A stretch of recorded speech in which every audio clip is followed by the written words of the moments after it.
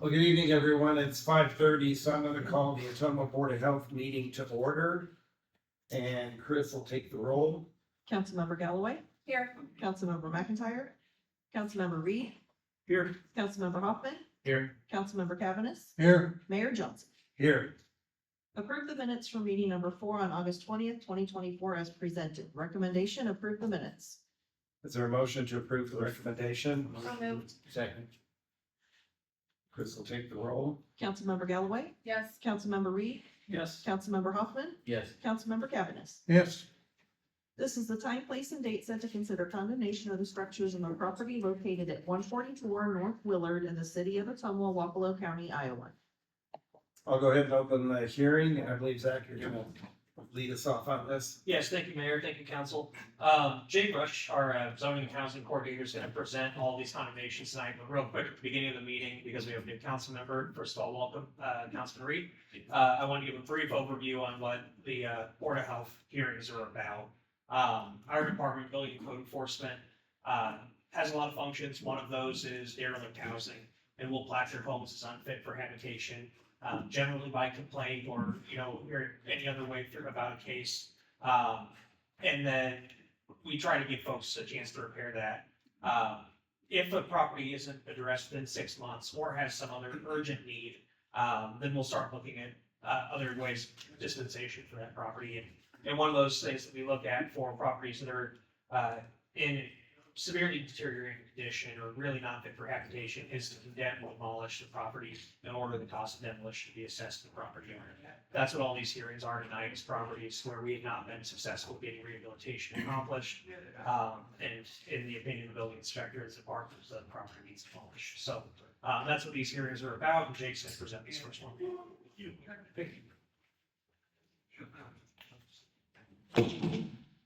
Whoa. You got my attention. That's why we started right there. All right, good evening, council. So the structure located at 144 North Willard was placarded July 26th of 2022. The property was placarded due to poor living conditions, lack of utilities, and dilapidation. The property caught fire on August 26, 2023. Condemnation was stalled due to legal issues with the fire. This property has been added to the city's mowing list and remains unsecured. Staff was informed by the owner that they were going to demolish the property, and that hasn't happened to this point. We sent condemnation notice by certified mail, posting the notice on the property and the Ottumwa Courier. Does council have any questions for Jake? Has the owner of the property responded in any way? Yeah, so they mentioned that they were going to demolish the property themselves, but we haven't seen that from them. So at this point, we haven't seen anything from them. Promises, but nothing. Anyone else on the council have any questions? If not, is there anybody in the audience, since this is a public hearing, that would like to speak regarding this property?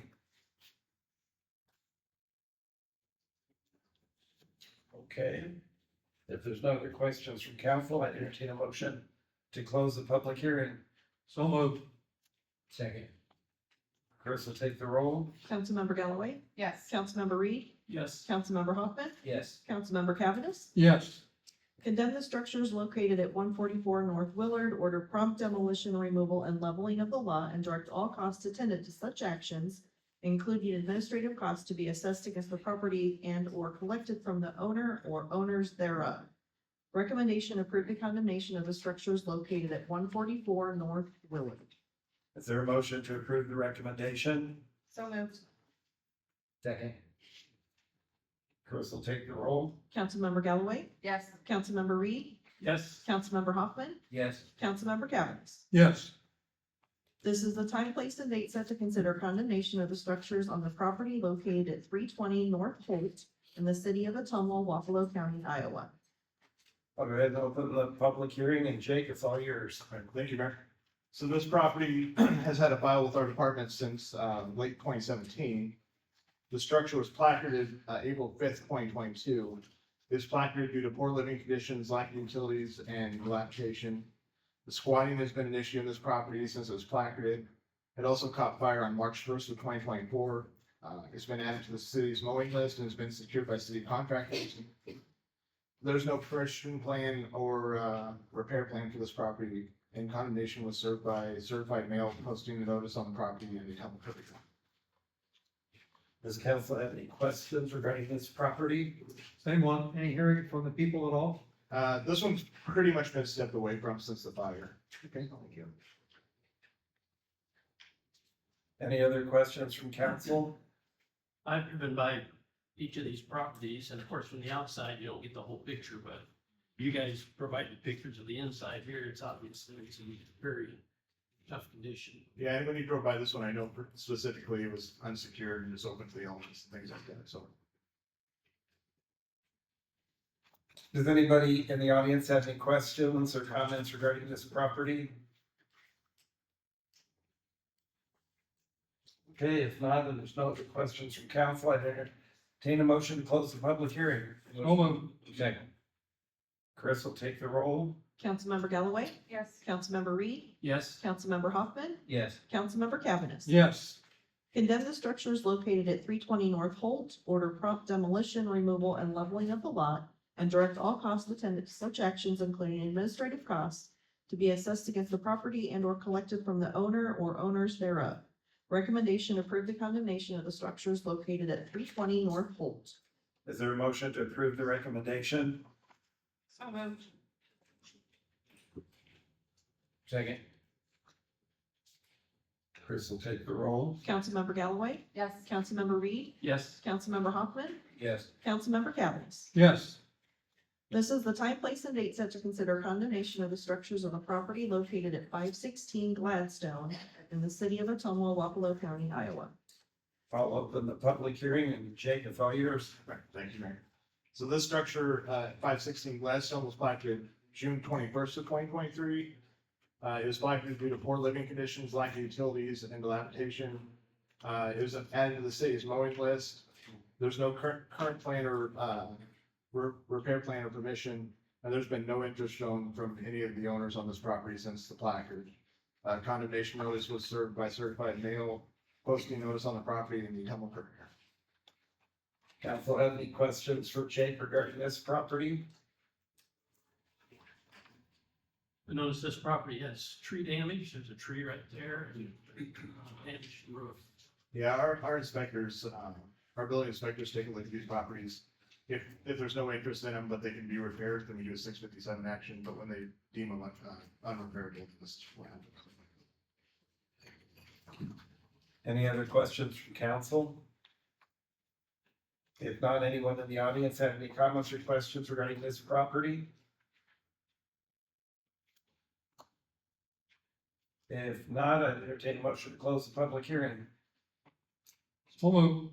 I'll second it, Chris will take the roll. Councilmember Galloway? Yes. Councilmember Reed? yes, Councilmember Hoffman? yes, Councilmember Cavanagh? Yes, Condemn the structures located at 516 Gladstone, order prompt demolition, removal, and leveling of the lot, and direct all costs attendant to such actions, including administrative costs, to be assessed against the property and or collected from the owner or owners thereof. Recommendation: approve the condemnation of the structures located at 516 Gladstone.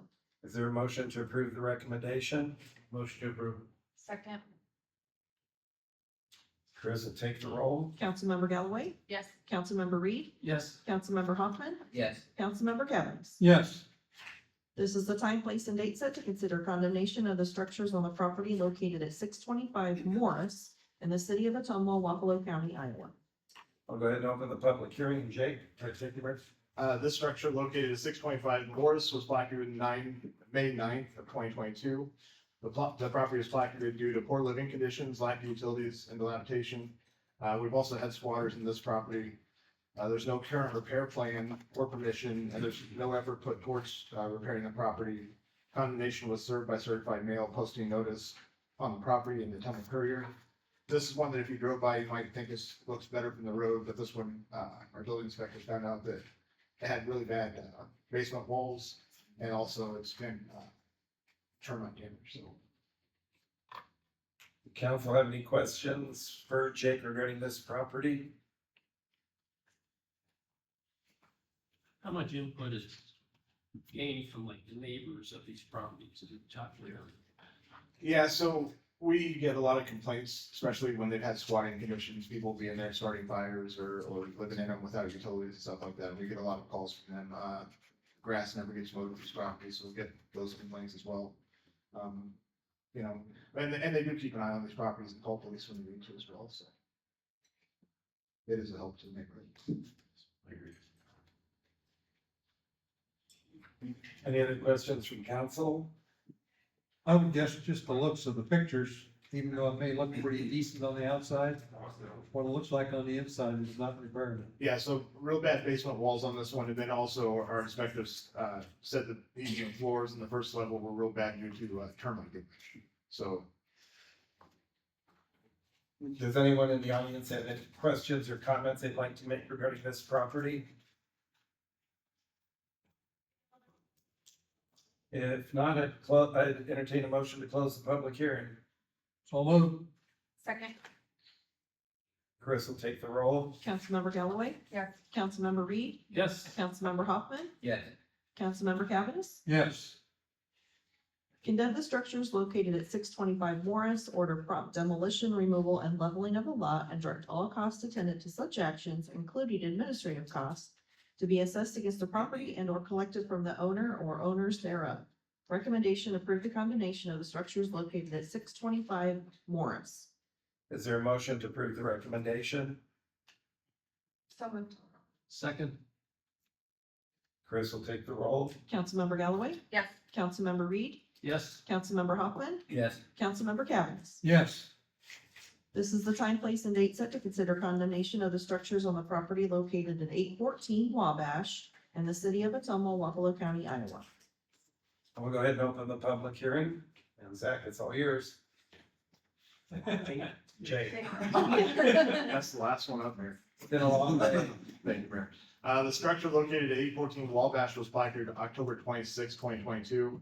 This property is placarded due to poor living conditions, lack of utility, and dilapidation, which includes large holes in the roof of the house and the garage.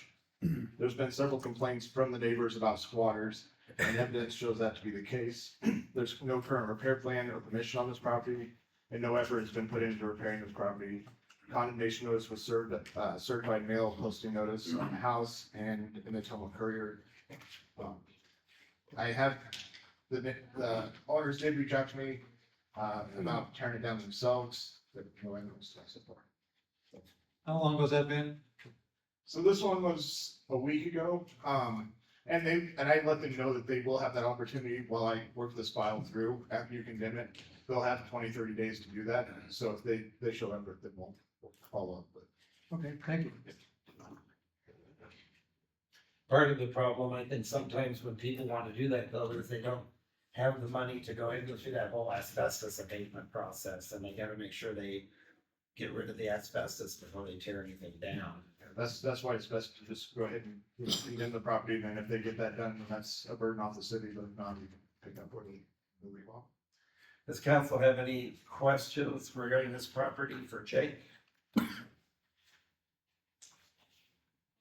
Anyone in the audience have any questions or comments they'd like to make regarding this property? If not, I'd entertain a motion to close the public hearing. So move. Second.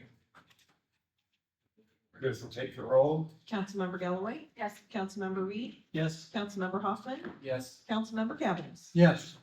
Condemn the structures located at 814 Wabash, order prompt demolition, removal, and leveling of the lot, and direct all costs attendant to such actions, including administrative costs, to be assessed against the property and or collected from the owner or owners thereof.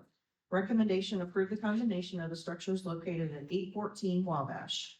Is there a motion to approve the recommendation? Motion approved. Second.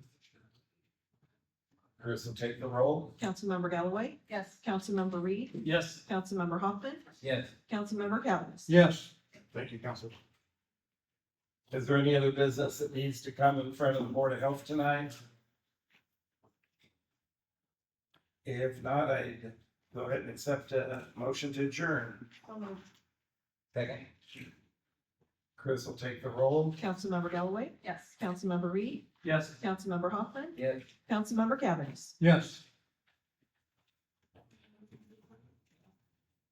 Okay, we'll move into our Ottumwa City Council meeting, and if everybody would rise for the Pledge of Allegiance, please.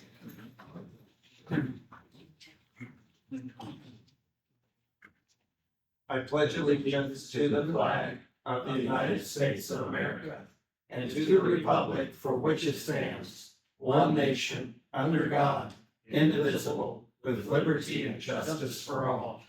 Thank you. Chris will go ahead and take the roll. Councilmember Hoffman, Yes, here. Councilmember McIntyre, Councilmember Cavanagh, Here, Councilmember Reed, Here. Councilmember Galloway, Here. Mayor Johnson. Here.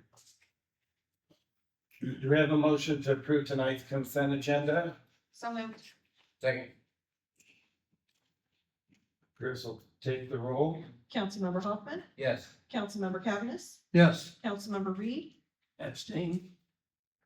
Councilmember Galloway. Yes.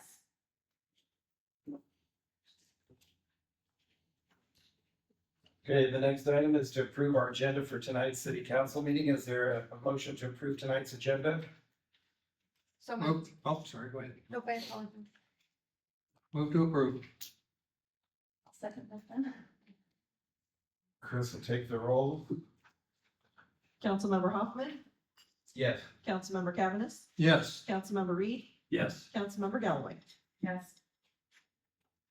Next item is our city administrator's report to council and the citizens of Ottumwa. So I'll turn it over to Phil Rabb.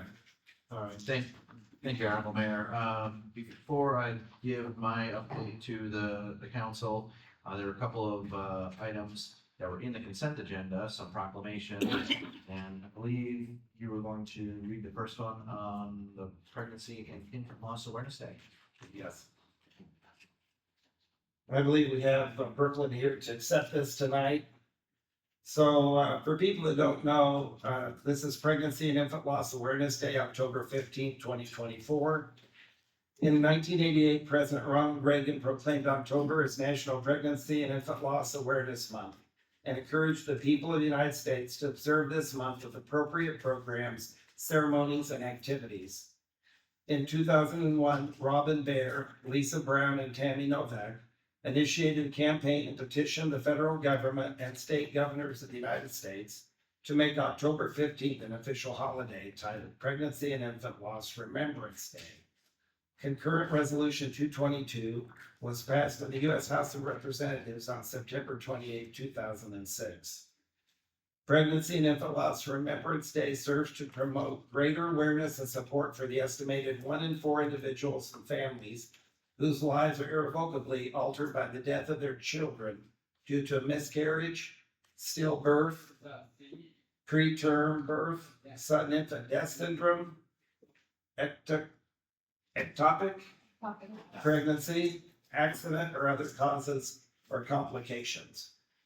Pregnancy and Infant Loss Awareness Month in October and Pregnancy and Infant Loss Remembrance Day on October 15th calls attention to how, as individuals in the community, we can help the needs of bereaved mothers, fathers, and family members, and work to recognize grief and to honor the courage of families who have lost a child. This proclamation invites all residents of Ottumwa to participate in Pregnancy and Infant Loss Awareness Month and Wave of Light, an annual day of remembrance and awareness of pregnancy and infant loss on October 15th. Now therefore, I, Richard W. Johnson, Mayor of the City of Ottumwa, do hereby proclaim October as Pregnancy and Infant Loss Awareness Month and October 15th, 2024 as Pregnancy and Infant Loss Awareness Day in Ottumwa. So I believe, Berkeley, you're going to come up and receive this. Do you have anything you'd like to say? Sure. If you have a couple comments you want to Yeah. make? Yeah. We really appreciate you for being here. Yes, I just want to say thank you, for doing this proclamation. It's showing families that they're not alone, and I encourage anyone to, light a candle on October 15th at 7 p.m. just in remembrance, for all babies gone too soon. So thank you again, and I appreciate it. Thank you.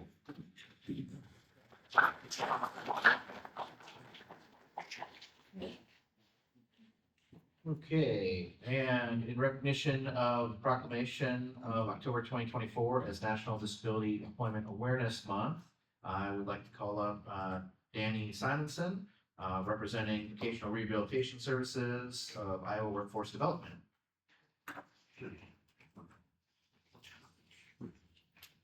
Thank you, Mayor and Mr. Rath and Council. And again, I just want to thank you for recognizing and doing the proclamation for the National Disability Employment Awareness Month. And with me today, so I have some representatives of TJ Maxx I'd like to identify and to the management team. So I got Trish, Jennifer, and Lona. Stand up. Thank you. So that's your.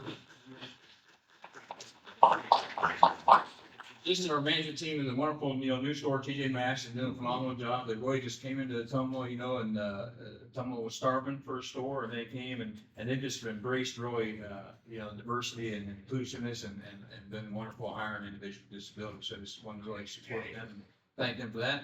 And then also with me tonight is Angela Scholl. She's the associate principal at Ottumwa High School, and she's here representing the Ottumwa Community School District, and I like to identify Ottumwa Community School District, not just for, their diversity and inclusiveness, and they're also, another good thing too about not only the hiring individuals with disability, but they're trying to promote that because they're showing with the kids of all ages, seeing that anybody can work, there's access to good jobs for all. So not only just hiring individuals, individuals with wheelchairs, so now the kids are seeing, there is, somebody can work and get access to good jobs. So it's a kind of a twofold for them from the school, so really it's a win-win all around. So that's why I really wanted to recognize the school for that. Thank you. And again, there's so many employers to the list, and I know I've mentioned, some Burger King, Fairway, Culver's, Walmart, Warehouse Barbecue, Hy-Vee. There's just so many in Ottumwa that do a great job, and I wish they could all be, achieving more time. I just definitely want to especially just identify these two and thank them for coming, and thank you guys for the recognition, because Ottumwa's a great place to live, and we're just and individuals with disabilities want to work and they want to give back and promote. So thank you. Thank you.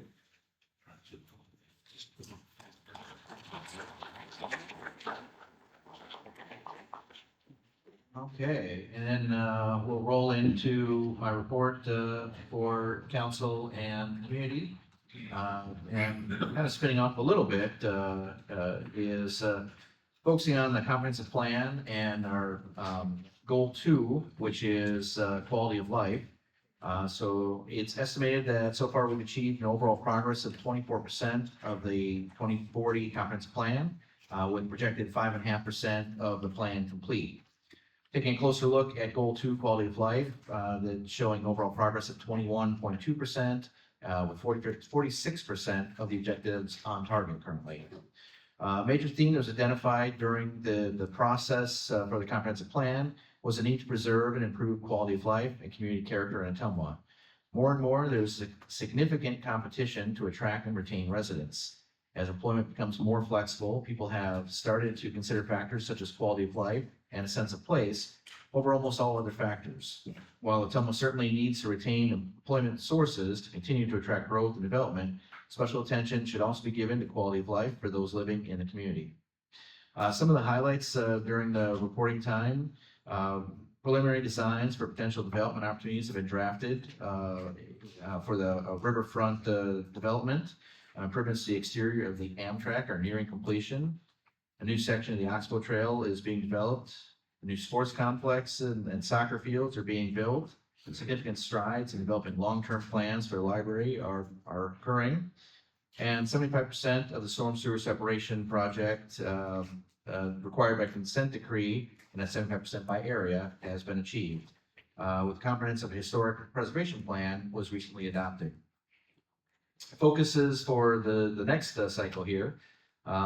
The city is planning to continue engaging with partners to develop coordinated plans, identify potential incentives or other funding sources, work on the streetscape in the Church Street district, develop parks projects based on the master plan, commence research into a fundraising campaign for potential library space expansion project, continue with phase 8 of the sewer separation project, and conducting community meetings for storytelling exercises, collaborating with Arts Council for mural creations, and promote minority-owned businesses. So that's kind of an update on the comprehensive plan and specifically with quality of life. That is available for review on the city's website in further detail if anyone has more interest in seeing where we're at in all of the areas, not just this one I've cited tonight. One other thing I wanted to mention was a reference to the League of Cities annual conference, and provide a quick update on that. This year's conference was in Sioux City. Despite the long drive, mayor, city council members, Cavness and Hoffman, city clerk Reinhardt and I were able to attend. Conference kicked off with a session on leading with civility. The topic was timely due to the increasing hostility internationally and at the federal, state, and even the local level. Civility appeared to be a common issue across communities in Iowa. And one of the takeaways from the session for me was the importance of knowing someone on a personal level, so that even when individuals are in complete polar opposites of an issue, they can debate the merits of their case with mutual respect and decorum. Aside from the opportunity to visit with a variety of vendors and city staff and council members, sorry, we catch the doors. I think there's a sign up for that. Yeah, thank you. Aside from the opportunity to visit with a variety of vendors and city staff and council members from across the state, there were a handful of sessions that I was able to attend, as well as the other attendees. One session that I was at reviewed the new Iowa profile and illustrated how to utilize this tool as a reference. Unfortunately, it's currently updated only on an annual basis rather than having real-time data. But with that said, there is still a lot of interesting data, and the site currently holds and provides a means for comparing data across different communities. So I think it's still something that could be useful. Another session focused on recreation beyond single function systems. The focus of the session centered on developing park and recreation areas for multi-use purposes, utilizing a 4-season strategy. The main takeaway that I had there was the importance of planning and developing realistic budgets as competition for grant funding is becoming increasingly competitive. The rest of the conference had sessions related to economic and housing development. The sessions had, in particular, housing funding, the unsolved dilemma, strategies to raise infrastructure expansion, and developing capital stacks to develop the community. Capital stack session identified difficulty of building infrastructure projects today in comparison to the 70s, where many projects would receive up to 85% funding from federal grants.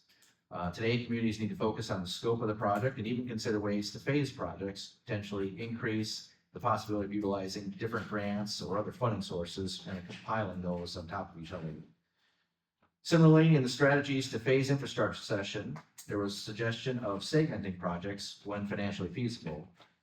Here again, planning was the key takeaway, not only from the construction standpoint, but also in looking at financing in the short and the long term. One question, does the community review and increase utility rates over time to adjust for inflation, or is it only adjusting rarely and in larger chunks?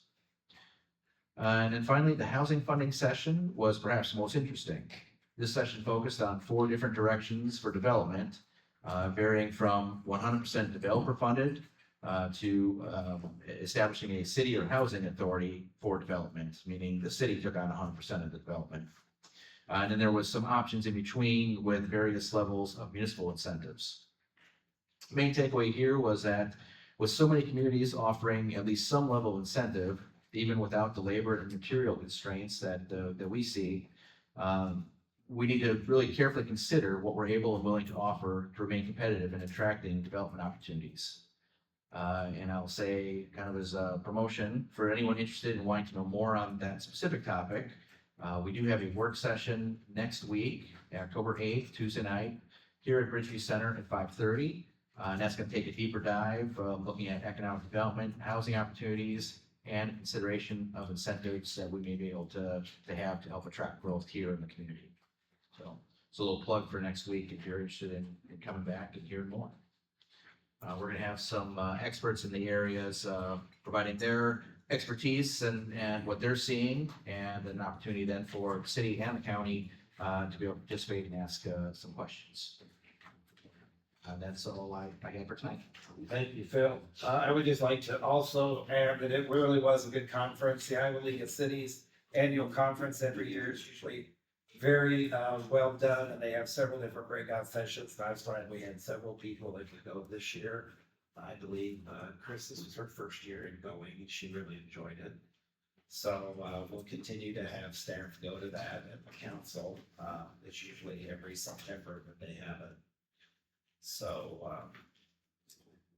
the next item on our agenda is. Mr. Mayor, Yes. could I get in front of you? And one thing I'd like to mention is that I really enjoyed was their exhibit program where we could walk through and meet and talk with people who provide services for different cities, assuming we contract or they contract with the city. Very informative, and it's amazing how many exhibitors offer the same service, but not necessarily the same terms. But I thought that was very interesting. I enjoyed it, except all my trivia and walked out the door. Yeah, they do have a lot of good vendors at those annual conferences. Anybody else have any comment they'd like to make about the Iowa League of Cities Annual Conference? Do you have anything you want to say? Well, no, I thought it was actually fantastic. It was some great learning opportunities for me. I focused on some of the financial stuff and contact and the exhibits were phenomenal. I looked at some art things, entertainment things, some good financial things. I really had a good time, and it was very good.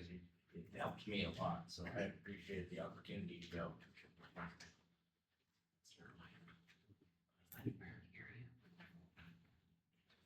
Bill, is your mic on? Yeah, that's all. Can't hear me down here. I had fun. Yeah, boy, level up. Okay, the next item is we're asked if anybody would like to speak on any of our agenda items tonight that's on our city council agenda. Does anybody want to speak on any of those? Okay, if not, we've got 3 public hearings, so we'll go ahead and proceed with the 3 public hearings. This is the time, place, and date set for a public hearing to accept written or oral comments from the public on the spending plans for the 2024 Justice Assistance Grant Program funds to be obtained from the Bureau of Justice Assistance. Yeah, I'm gonna go ahead and open the public hearing. I believe Lieutenant Hux is gonna talk about this. Good evening. It wasn't me, was it?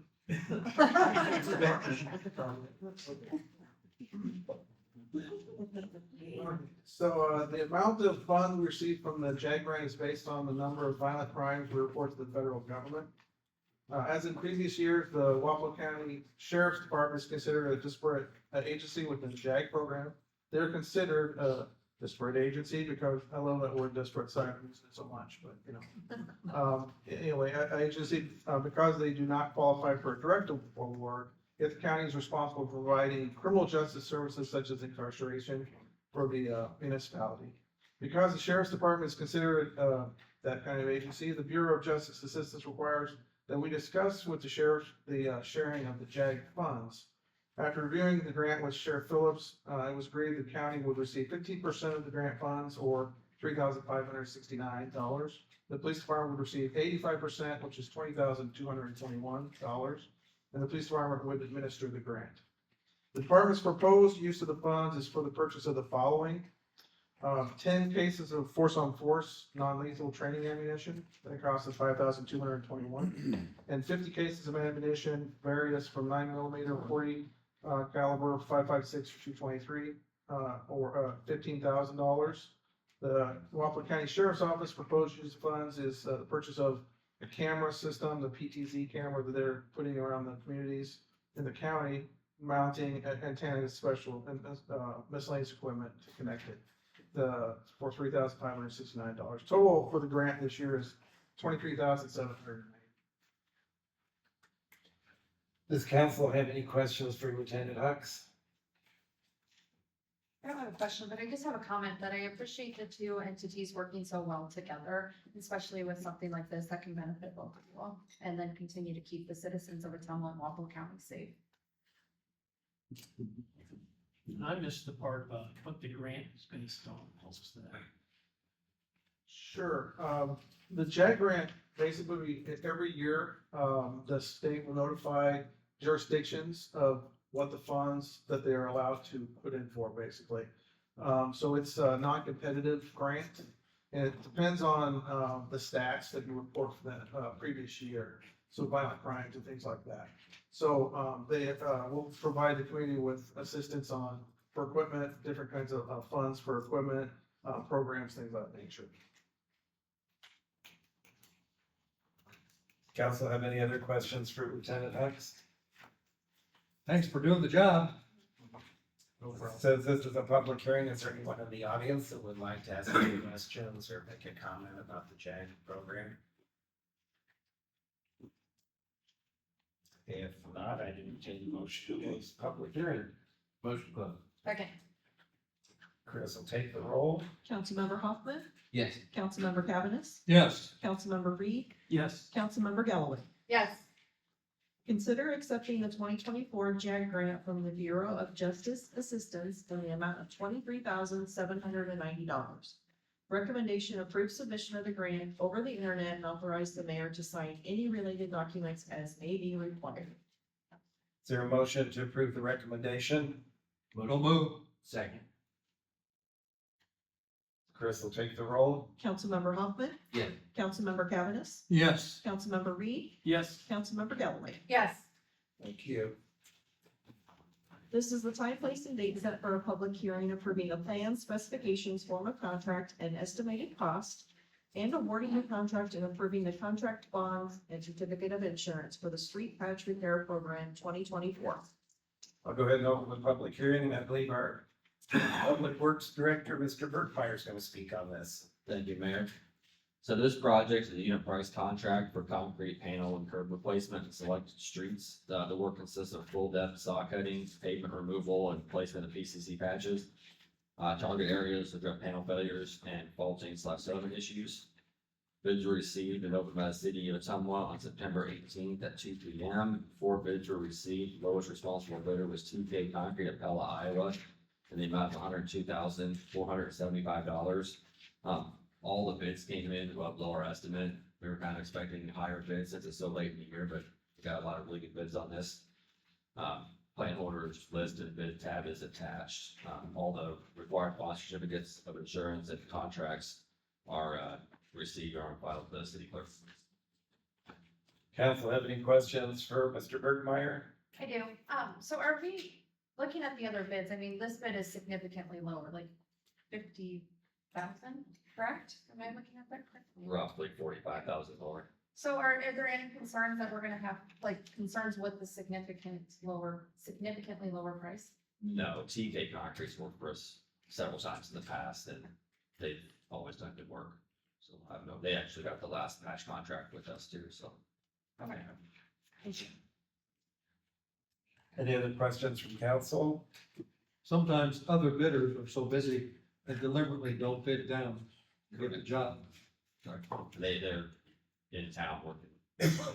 Someone's in town working, they'll want multiple projects, so they'll bid lower, but This get more is- work. You'll see that they've got more than just this contract. Thank you. Any other questions from council? Since this is a public hearing, does anybody in the audience have any comments or questions they'd like to ask? Okay, if not, I entertain a motion to close the public hearing. Motion to close. Second. Chris will take the roll. Councilmember Hoffman, Yes. Councilmember Cavanagh, Yes. Councilmember Reed, Yes. Councilmember Galloway. Yes.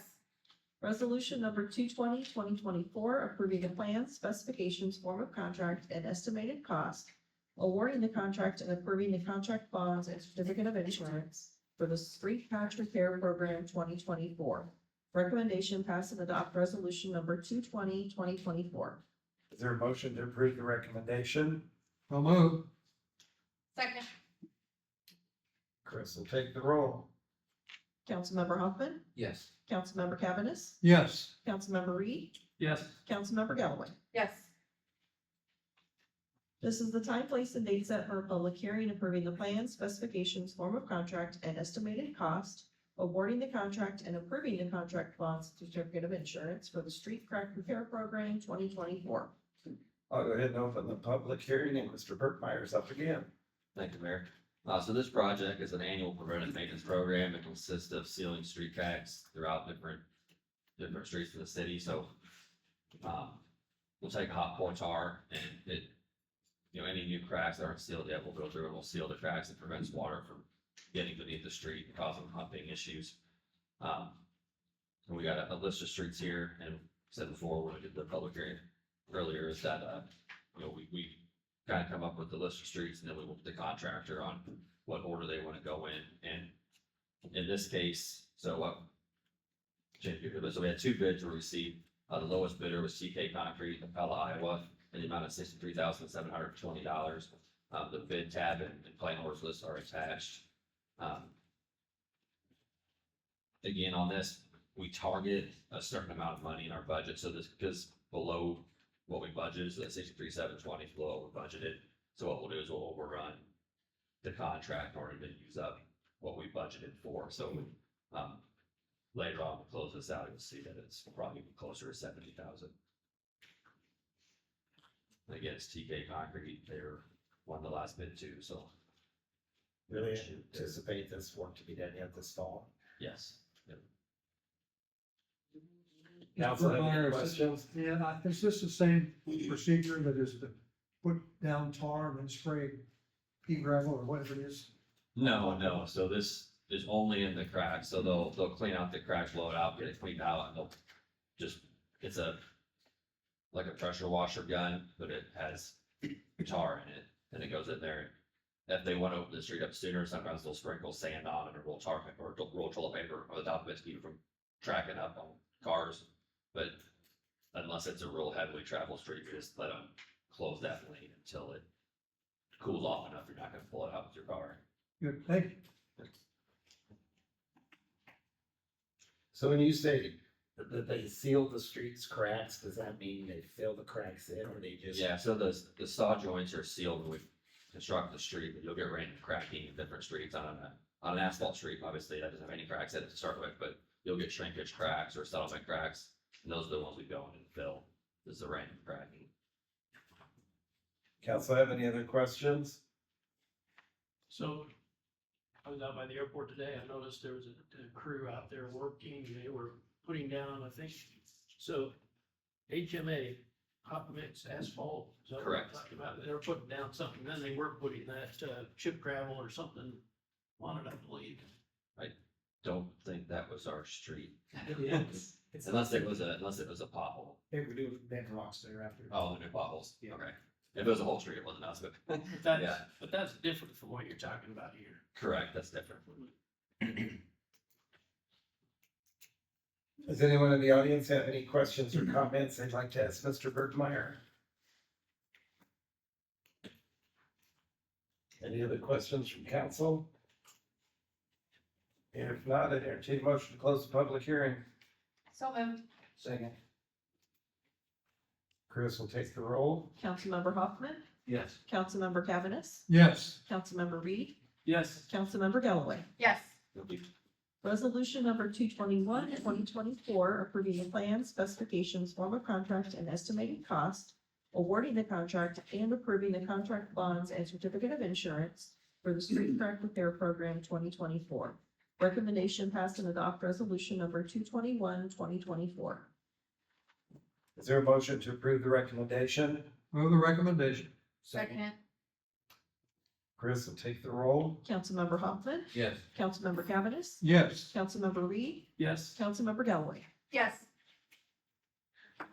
Okay, we have no ordinances this evening, so we'll move on to departmental recommendations or reports.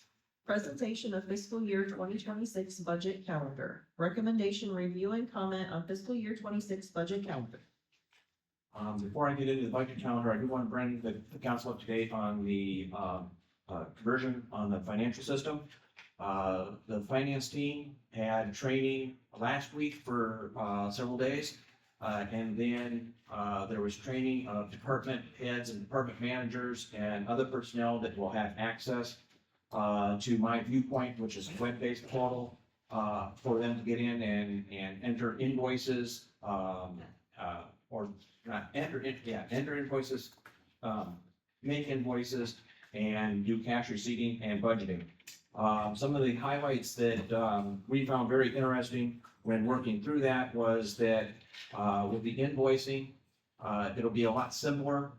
There'll be some drop downs that departments can use to pick accounts and customers very quickly. Additionally, they can set up a template. So, for instance, let me step out, but JD and I were working on it, an example for him. They have a customer out there that buys a large amount of fuel. So, you know, they put in fuel at one price, and then once they reach a certain number of gallons, they get a price break. So then they put the fuel in the second price.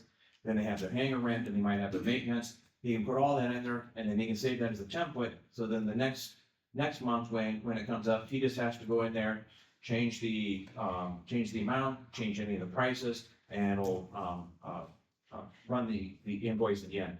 And then it goes directly into the system. So when he does that out at the airport, it's immediately in the system that we can see back at City Hall. Some of the other things with budgeting, because this system uses an activity code, we're going to be able to consolidate down some of our accounts. In the past, for any project, they either created a whole department, or they within a fund, or I'm sorry, a full fund, or they created a fund, a department within the fund. There we go. And so what it is you'll see like for Fund 301, which are our street projects, you'll see multiple projects. Well, when projects are done, they're not cleared out. So we have all of these extra line items. We're going to be able to consolidate those down into a shorter number. And then with the activity codes, we can still track our projects because for revenues and expenditures, we just assign within a line item, we do a drop down, we put in an amount, and then we assign the activity code, and then we can run reports based upon the activity code so we can track how our projects are doing both revenue and expenditure wise. And from what I can tell, nobody's come to my office and told me that they don't like the system, but I have had several people come and say that they're excited about it and they're willing to, or really want to get into it. So we're hoping that everything goes well and that through this process, it becomes easier for staff members to be able to enter their numbers, be able to track their expenditures, track their revenues, and be able to present better and more information to the city council in a timely fashion. So Mayor and I were actually at Peaches for Pennies, and we, that topic actually came up, and someone was explaining how they were excited to jump in and see what it all could do. So yeah, it's fun to hear. So, it hopefully, like I said, it all works out. Software seems to be easy enough to use. And we did videotape our training, so it's there for them to be able to go back to. And then next week, we had a staff training, and in the afternoon, they graciously give me an hour and a half to go through the CIP and the budgeting process with staff so that they can get it again fresh back in their mind and understand what the finance team is going to be looking for when they start doing their budget. So for the budget calendar, the calendar sets the timeline for staff to make budget requests to be reviewed by administration, to review by city council, and for adjustments to be made prior to approval. Included in this year's calendar is several workshops, including on November 12th, 2024, when staff asks council to set priorities and goals for the operational budget. The final process for the 5-year capital improvement plan is part of the calendar as well. So when you look at the calendar, first set of dates is for the CIP. Entries are being made up until October 31st, though most people have got their entries in, and I've started to do review on those. It is a budget, so a public hearing is required of it, and so we're setting December 3rd to hold a public hearing on the capital improvement plan and a resolution adopting it. I will at the time explain that it is a plan, not a Bible. It is things that will change, things that will be advanced, things that will be delayed, things that will be taken out. It is, once you approve it, it doesn't mean that absolutely is going to happen, it means that that gives us, an idea moving forward of where we're going to be. So the second set of dates is for the budget itself. November 1st, we get the news from the state and county on what the rollback is going to be. Currently, it's 45 point something. Hopefully it holds steady there, or perhaps maybe it increases just a little bit, but we will see. I do have on there November 1st that access to my viewpoint opens. That is conditional on the training for department staff, and that because our general ledger, our accounts payable training got pushed to the end of October, which means that we're not going live with that part of the system until November. So if we can't make any changes, such as adding those activity codes until after we go live with it at some point, then that'll push back that date. But we hope to have it open as soon as possible, because there are department heads who are already planning their budgets. We've had one department manager come to me and say, well, I like to get mine done in October. Okay, but if not this year, you can't, because we're not gonna be ready for it. But if that's the way, then we still have the whole month of December. We hope maybe middle of November, that'll be open as well. So they can have 4 to 6 weeks to be able to submit their budget request. Can you explain for the public what it means when you talk about the rollbacks released by Department of Revenue? So, back when there was stagflation back in the mid-70s, late 70s, property values for agricultural were rising faster than property values for residential. And the state legislature said that there's an unfair burden being placed upon agricultural properties versus residential properties, especially when it comes to county taxes. So what they did is they created a mechanism where neither class can grow faster than the other. And what you saw is it worked. It brought down agricultural valuations while housing valuations were stagnant. In the 80s, there was a reversal in that values started to drop during the farm crisis, and housing values started to go up. So what happened is that your property is given a 100% assessed valuation, and that is what the assessor believes that the market value is of your property. Through the rollback, because agricultural properties do not grow as fast as residential properties now, the state reduces the amount that we can tax upon. So when I started 20 years ago, you could tax on 65% of residential properties. Right now, we can only tax upon 45%. So it brings down that taxable valuation. So when people look at their tax statements, you will see gross taxable valuation, or gross valuation and taxable valuation. And the rollback is the mechanism that creates that taxable valuation. Thank you. So again, working through here, starting in January, that's when we started to review with the department heads and the department managers to review the request. And then we're going to ask the council to have at least 2 work sessions to work through and the presentation on the budget for questions. We'll have a third if necessary in between January and February. What we want to do is give you plenty of opportunity to ask questions of the department heads and managers about the budget. Again, I hope there's enough detail within this that not that your questions will be answered ahead of time, but it might even give you a better idea of what's going into that, and you can even have more questions upon that, but there should be a little more clarity. We still have to do the 2 different public hearings. So we will set the public hearing for April 1st on the proposed levy rate. And that meeting on April 1st has to be held separately from a city council meeting, and there has to be a 30-minute difference between the start of that meeting and the start of a regular council meeting. Then we will, at the April 1st, we'll set the public hearing for April 15th on the proposed fiscal year 26 budget. On the 15th, adopt that budget, and then it has to be filed with the Department of Management and the county auditor by April 30th. What we are also asking is on December 12th, as I mentioned before, is that meeting for you to give staff some direction and some priorities on what you would like to see. And then we can go back and see how well we can meet those priorities and stay within the guidelines that you would like to give us. What was that date again? That is November 12th. Oh, you said December. No, I'm sorry, November 12th. But it is a- Okay.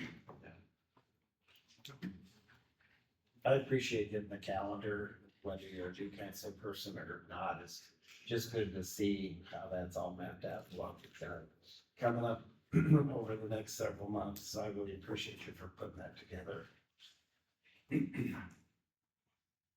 Council have any questions for Mr. O'Donnell? You know, there's a state law that makes a 30-second difference, 30 minutes. or 30-minute difference between the council meeting and the Yes. other meeting. Yeah, it is I don't know if it's within the law or that, it was done during administrative rules, but it is mandated within the law, the code, that it has to be a separate standalone meeting. It cannot be held as part of a regular meeting. And that allows somebody to complain or ask a question or whatever. It doesn't get lost in the minutia of a regular meeting. Thank you. The adoption hearing can be part of a regular meeting, but the levy cannot. Okay, if there's no other questions, I think we'll move into resolutions. We have 11 of them tonight, so Kristen, please start on that. Resolution number 206, 2024, adopting fair share objectives as specified through Iowa DNR. Recommendation pass and adopt resolution number 206, 2024. Is there a motion to approve the recommendation? So moved. Second. Okay, Mr. O'Donnell. Thank you. The city has received an EPA grant for Phase 8, Division 2 of the Sewer Separation Program. Recipients of EPA grants are required to negotiate minority business enterprise and women business enterprise fair share objectives. FSOs are based upon analysis of the capacity and availability of qualified certified MBEs, WBEs in a relevant geographical area. The FSOs are guidelines and recipients are not penalized for not reaching their goals. Since the analysis for the FSO can be time consuming and have a cost, the EPA allows local governments to adopt the FSO of a state agency. The resolution adopts the FSO of the DNR for the geographic region of the state of Iowa, and I did attach a copy. You want to explain what you just read? So what was told to me, because this was one of the first times that I've had to do this, is that they had dropped these fair share objectives from grants and then started to bring them back about 2020. So basically what it is you would do a study to see how many available of the minority businesses and women business enterprises are within a geographical area. We could take Wapello County, for example. And then based upon that, what you try to do is within the grant process, be able to provide a certain percentage of either those businesses getting parts of the grant or parts of the project, or you're providing them with the opportunity. Again, because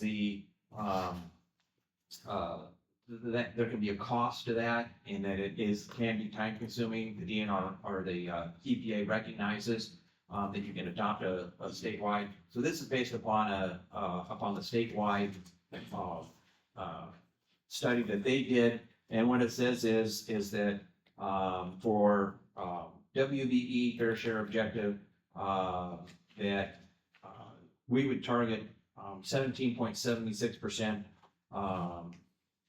weight upon those businesses that are that might bid on part of the grant. And then for minority base, 4.54% we would weight.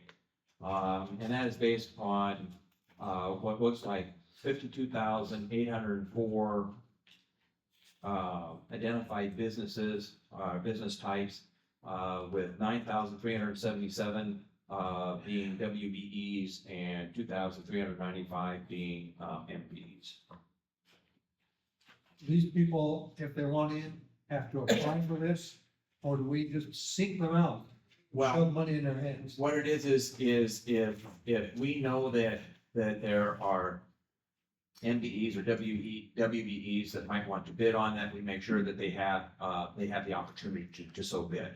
So we send them the packet Yes. and would say you have the opportunity. And You have the we'll reach opportunity to bid, yeah. in a bit. Thank you. So it's an encouragement to participate, being a minority or being a business owned by women there in some way. Right now. And it's a goal, not a requirement. Correct. And I think that what you'll find that on most of the projects that we're bidding out, that there isn't a qualified MBE or WBE that would be part of the process. Does council have any other questions for Cole? If not, Chris will take the roll. Councilmember Hoffman, Yes. Councilmember Cavanagh, Yes. Councilmember Reed, Yes. Councilmember Galloway. Yes. Resolution number 212, 2024, approving changes and updates to the compensation handbook. Recommendation pass and adopt resolution number 212, 2024. Is there a motion to approve the recommendation? So moved. Is there a second? Second. Okay, believe, Phil, you're gonna take this. Yes, Honorable Mayor, on behalf of the Human Resources Department, I'll take this. So since the last revision and prior adoption and revisions of the compensation handbook, there are a couple of things that have changed. I think some of them were done at the last meeting. But to reflect that in the compensation handbook would require the resolution adopted by you as city council. So the specific changes that we're looking at here is, and most of them are just basic updates. There is one addition for a position that was not in there previously, but the rest are all just updating job titles. As you can see, updating job title from library manager to assistant library director. That's in a couple different pages. Updating job title from reference librarian to adult services librarian. And then the ones in engineering that were done, updating job title on in the document from engineering A to engineering tech 1, engineering assistant to engineering tech 2, and from design tech to engineering tech 3. So those were done by previous action, just need to be reflected in the document. The addition is looking at adding the position of assistant city engineer on page 13. That is not currently filled, but if the city were to fill that in the future, we would need to have a reference to that. And that then has the effect of moving the city engineer to number 6 in the series instead of 5 where it was. So that series again is like a promotional series or a hierarchy of positions within the department itself. And then that added the assistant city engineer classification framework grade 9. And so a job description was completed, reviewed with the assistance of public works director. And this is where it fits within the framework of compensation handbook, the pricing, everything else, and the documentation showing that is attached as well. Does council have any questions for Phil? Is there an opportunity that the council or a member of the council could have a copy of the previous compensation handbook and be able to compare that to the most current one that we're asked to assume that's correct? Yes. You could have every iteration of the compensation handbook and any provisions that had been approved and made. Okay. So I think you answered this, but I missed it somehow. Why do we need to change the names? What's the reason for changing these job titles? Just to make them fit with the new wording of the handbook. So with the, I might be able to answer that for the Okay. engineering text. So right now, the engineering jobs are completely separate jobs, and you have to reapply and retest to move up. And in reality, they're more of a progression. As you learn stuff, you can grow into the next position. So we've made these promotional positions, trying to give the people that start off as like a one, the opportunity to learn stuff, and there's objective certifications they need and skills they need to move up.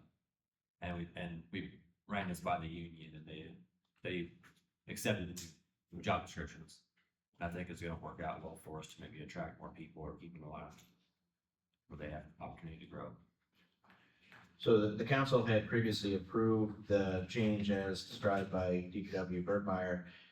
The document does not reflect those job description titles, and so this is a change to reflect that. And then similarly, with the library positions, with the job descriptions, these titles would reflect the job descriptions and the duties associated with that. Yes, thank you.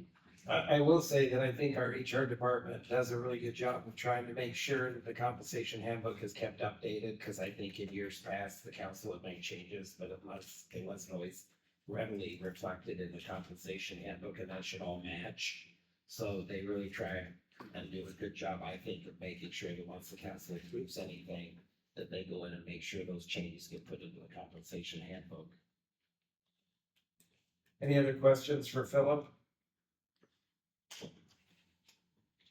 If not, Chris will take the roll. Councilmember Hoffman, Yes. Councilmember Cavanagh, Yes. Councilmember Reed, Yes, Councilmember Galloway. Yes. Resolution number 2024, approving the fiscal year 2024 annual finance report and ordering its publication. Recommendation pass and adopt resolution number 2024. Is there a motion to approve the recommendation? Move the recommendation. Second. Okay, Mr. O'Donnell's back. The annual financial report, for fiscal 2024 is complete and all funds do balance. It must be noted that we exceeded the budget in two program areas, general government and business type activities, which includes landfill, recycling, BDC, and golf course. This occurred for two reasons. When completing the budget amendment that was adopted in May, I failed to account for general government expenses and the special revenue funds. The amended budget submitted was based only upon general fund expenses. Sewer projects were expended from capital fund accounts, but were accounted for within the business type activities. The amendments did not include the capital costs as part of the overall sewer fund activities. It must also be noted that business type activities would still have exceeded the amended budget had everything been properly accounted for. This is based upon the numbers. This was based upon the numbers developed by Jessica Kinzer as part of the fiscal year 25 budget process. So she developed some projections and some amendment numbers, and those are what I used. But we would have gone over anyway because due to the timing of payments for capital projects, staff will be placing emphasis on better oversight and planning for capital projects. A budget amendment will be prepared for consideration fiscal year to account for the capital expenses in the current fiscal year. A material note will occur as part of our annual audit for failing to amend the budget to reflect those expenses. Council have any questions for Cole? Thank you for that explanation. That was very helpful. You're welcome. Any other questions or comments from council? If not, Chris will take the roll. Councilmember Hoffman, Yes. Councilmember Cavanagh, Yes. Councilmember Reed, yes, Councilmember Galloway. Yes. Resolution number 2024, appointing UMB Bank N.A. of West Des Moines, Iowa to serve as paying agent, note registrar, and transfer agent, approving the paying agent and note registrar and transfer agent agreement and authorizing the execution of the agreement. Recommendation, pass and adopt resolution number 215, 2024. Is there a motion to approve the recommendation? So moved. Second. Okay, Mr. O'Donnell. The resolution names UMB Bank NA of Des Moines as the paying agent for the bank loan issuance for the landfill compactor. UMB acts as the paying agent for all our other debt issuances. Council have any questions for Cole regarding this item? So this is there ever a chance for in-town, things like this to be handled? Most of them don't do this. UMB specializes in the handling of debt and debt payments. So basically what it is they notify us when the bond principal or interest is due, and then they collect it and they then disseminate it to the various bondholders. So it's a lot bigger deal than just paying a loan to the local bank. Correct, yeah. Any other questions from council? If not, Chris will take the roll. Councilmember Hoffman, Yes. Councilmember Cavanagh, Yes. Councilmember Reed, Yes. Councilmember Government. Yes. Resolution number 216, 2024, approving and authorizing a form of loan agreement and authorizing and providing for the issuance of $758,000 general obligation capital loan notes, series 2024B, and levying a tax to pay the notes, and approval of the tax exemption certificate. Recommendation, pass and adopt resolution number 216, 2024. Is there a motion to approve the recommendation? So moved. Second. Okay, Mr. O'Donnell. Thank you, Your Honor. This is the loan agreement with Huntington Public Capital Corporation relating to the bank notes for the landfill compactor. The resolution also provides for a certification to the county auditor for the levying of taxes and approves a tax exempt certificate. The certification for taxes is necessary as the notes are considered general obligation debt. The loan, however, will be paid entirely from landfill revenue fees. Council have any questions for Cole regarding this item?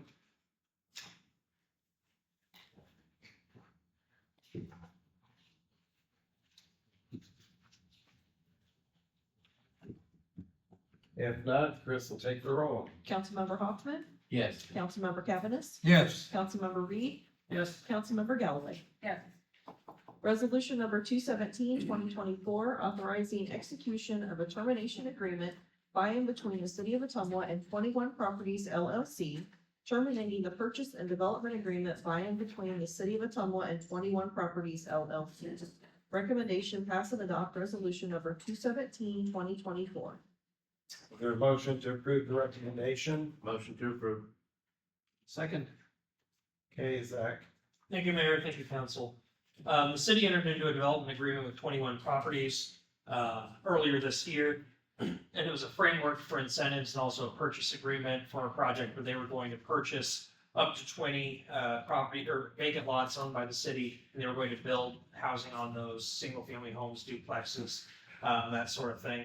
That project was contingent on them receiving Iowa workforce housing tax credits. The state always wants to be the last money in, so we do a whole lot of work to set up an application, set up the framework, and then we get to see whether we're successful in getting those grants or tax credits. In this case, we weren't successful. The governor announced those results in August, and the 21 Properties project was not one of the ones that received an award. Burlington got 3 awards, but that's fine. We did identify that I think it's called Thriving Communities designation that you can receive from Iowa Economic Development Authority, and the extra points that you get on programs from that designation would have probably been enough to cause ours to score better. So that's something we're going to pursue for the next year. We didn't pursue it this year because at that time you had to choose whether you would apply it to low-income housing tax credit or workforce housing tax credit. We didn't have a project where a developer was asking us one way or the other, so we decided to hold off until we had a more clear picture. They've made some changes to that program. They've expanded the value for it. So I think that's something we are going to take the opportunity to pursue now. I do still think it's a little bit of a bad program. It offloads some responsibility onto the city to prove that we're a good applicant, when the developer should be able to put all that information into a strong application anyway. But that's fine, we'll do that too. I think that'll help us to pursue another opportunity in the future. And this developer does want to work on a project similar to this in the future, so this agreement will be a good framework.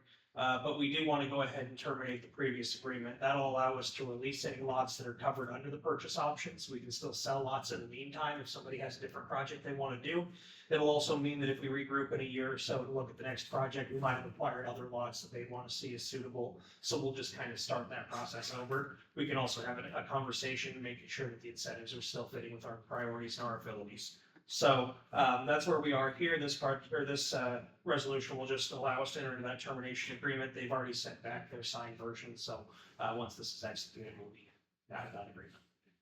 So what would the city of Ottumwa have to be able to do to get this Iowa Thriving Communities designation? Yeah, so there's a kind of in-depth application. It's a lot of the things that you would already be putting into the communities portion of the applications for some of these other grants, but we'll show that we have a commitment to achieving goals around housing. We'll show that we have a need for housing, especially a need that's generated by our growth or by another unique characteristic of our community. And that's something that's a story we're really good at telling. So I think we'll have a really strong application for that.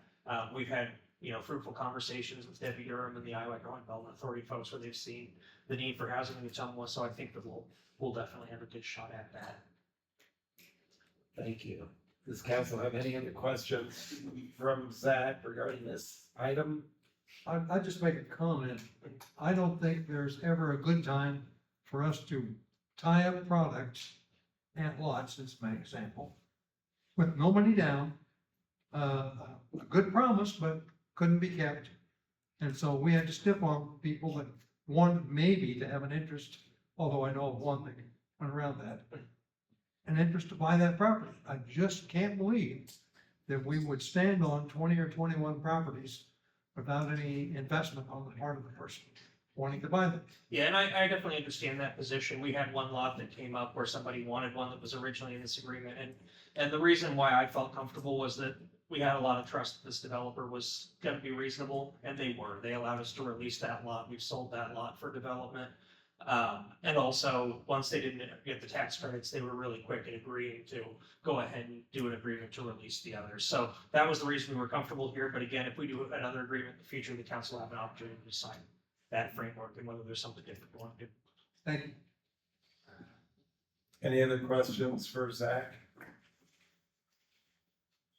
If not, Chris will take the roll. Councilmember Hoffman, Yes. Councilmember Cavanagh, Yes, Councilmember Reed, Yes, Councilmember Galloway. Yes. Resolution number 218-2024, approving the final plat of Point Isabel subdivision in the city of Ottumwa, Wapello County, Iowa. Recommendation pass and adopt resolution 218-2024. Is there a recommendation to approve? Is there a motion to approve the recommendation? recommendation is approved. I'll second. Okay, Zach? Yeah, this is a final plat resolution for Point Isabel subdivision. The applicant submitted preliminary and final plat for review by Plan and Zoning Commission, and they did recommend approving the final plat. It divides the existing 42.5 acre property into 3 parcels, the smallest of which is 10.5 net acres and the largest is 16 net acres. It's only about north 230 feet of each lot that is within city limits. The rest is actually in Wapello County, so they will also be doing a subdivision on the Wapello County side following this. There's an existing home on the proposed lot 3, and the other 2 homes do not have any existing development, but would be available for future development. Lots 2 and 3 have direct frontage on Point Isabel Road, and you'll see on the plat that lot 1 is accessed by a proposed permanent easement. Staff is satisfied that the subdivision meets the requirements of Chapter 33 and recommends approving the final plat. So this is actually land that the city and the county own? No, because the city has the authority to sort of control how we want to have land use develop in the city and even in the 1 mile or 2 mile boundary, we supervise anytime somebody divides a lot, we have to approve that subdivision. Sometimes we allow a single lot to be divided into two lots just by a plat of survey. We don't go through the whole subdivision process. But if it's related to proposed development, we'll even with one division. But if it's more than two lots, we always have to go through the subdivision. So in this case, we had to go through the subdivision in order to have a plat generated, and make sure it meets the requirements of chapter 33. So to approve the subdivision, do they also have to go ahead and agree to pay for any infrastructure improvements that are needed? That would be, if this subdivision were a larger subdivision that had a lot of those other needs, that's the kind of things that chapter 33 addresses. In this case, it's a large 40-acre agricultural lot that's being divided. There's no plan for street, no plan for additional sewer infrastructure like that here. It's all shown on the plat, and all it is really new lines that allow them to sell sections of the property off to someone else. So in this case, we accepted preliminary and final plat at the same plan and zoning meeting. If we were doing a much bigger subdivision, it'd be a much more drawn out process. Preliminary plat, we feedback notes, they change them, then it comes in for final plat, and then eventually makes its way to council. Zach, if things haven't changed, my recollection is anyone that owns a piece of property that's 10 acres or more is not taxable by the city. I can't speak on that, I don't know, I'm sorry. Well, I believe that to be correct. And I understand why the smallest of these properties is 10 acres or more, okay? So that exempts them from city taxes. However, I guess I don't have a problem if the county says it's okay. Right, and none of these lots would have close to 10 acres that's inside the city limits. Most of this, the entire subdivision is outside city limits. Thank you. Any other questions from council for Zach? If not, Chris will take the roll. Councilmember Hoffman, Yes. Councilmember Cavanagh, Yes. Councilmember Reed, Yes. Councilmember Galloway. Yes. Resolution number 222, 2024, awarding the contract for the Water Pollution Control Facility Aeration System Improvements Project. Recommendation pass and adopt resolution number 222, 2024. Is there a motion to approve the recommendation? So moved. Second. Okay, Mr. Brookmeyer. All right, thank you, Mayor. So this is for the WPCF Aeration Systems Improvement Project. Plans for this project were posted on the city's website. They were submitted to Master Builders of Iowa and were available for pickup at the engineering office. An announcement was published in the Ottumwa Courier notifying the public of the project. Bids were received and opened by the city of Ottumwa on August 28th, 2024 at 2 p.m. Only one bid was received. The low bidder was WRH of Amana, Iowa. The amount of $399,800. And you see we waited a long time to bring this to council. It's because the bid was 30% above our initial estimate and 23% above an updated estimate that the engineers gave us after letting, but prior to the bid process. They did some research, talked with some colleagues of theirs, looked at other projects, spoke to the winning bidder. They figured the difference was mainly due to underestimating the amount of coordination and assistance required between Howden, the prime contractor. Howden is the manufacturer of the blowers, and previous to this contract, we've let about $400,000 for the contracts for equipment and for services that only Howden can provide, that only the manufacturer can provide for these blowers. So this is just a piece of the puzzle here to actually install the piping and instrumentation and actually install a lot of the equipment we previously purchased over the last year or so. So anyway, the other difference was also underestimating the cost of the instrumentation and controls. A letter from the engineers was included recommending award to WRH. A plan holders list of bid tab is enclosed. We have $267,740 remaining in the budget line item for this project. But it's within the larger capital improvement fund for the plant. So we're gonna delay other projects to pay for this year and move those projects that we're not doing to us later year, so that there'll be no overrun of the yearly budget for the capital items for the plant. Mr. Bergemeyer, Yes. would you say that in normal usage, we wouldn't accept a single bid coming back in? We would set it aside and go back out and ask for additional bids? We've done that in the past. The last couple of times we've done that, we haven't saved any money. It just cost us time. Green Street was one. We weren't happy with the bid. We split it up into two projects, rebid it. 6 months later, it came in pretty much exactly the same as what it was before. I really don't remember one time where it worked, and it was because of availability of contractors. It wasn't because of the estimate might have been off. Okay, So unless you can rebid it and get more people to bid it a month later or 2 months later, in this particular case, the engineer didn't think it was worth it to rebid. all right, thank you. Any other questions from council? So really, the money is already there. It was just earmarked for different projects, so. Not earmarked in the budget, but like, in our budget, we have like, I can't remember, it was $700,000 in this year's budget for capital items, so we had it designated within the budget for different projects we wanted to do. And since this one ran over, we'll just maybe not do the other one and roll over to next year. Any projects that were extremely important that are being set back because of this? No, the difference can be made up with, we had some leaks in the precast walls for the headworks. And we're gonna get those looked at and reseal and the roof redone, but none of them are in a spot where it's gonna cause any immediate damage, so Okay. I don't think there's a problem pushing that off for a year. Thank you. Any other questions, comments from council? If not, Chris will take the roll. Councilmember Hoffman, Yes. Councilmember Cavanagh, Yes, Councilmember Reed, Yes, Councilmember Galloway. Yes. Resolution number 223, 2024, awarding the contract and approving the contract, bond, and certificate of insurance for the Church Street Crosswalks project. Recommendation, pass and adopt resolution number 223, 2024. Is there a motion to approve the recommendation? Motion to approve. Second. Okay, Phil. Okay, so this project is gonna place stamped concrete crosswalks with ADA ramps across Church Street at Ransom and Davis Street, and a painted crosswalk with ADA ramps at Moore Street. The plans for this project were posted on the city's website. They were submitted to Master Builders of Iowa, and they were available for pickup at the engineering office.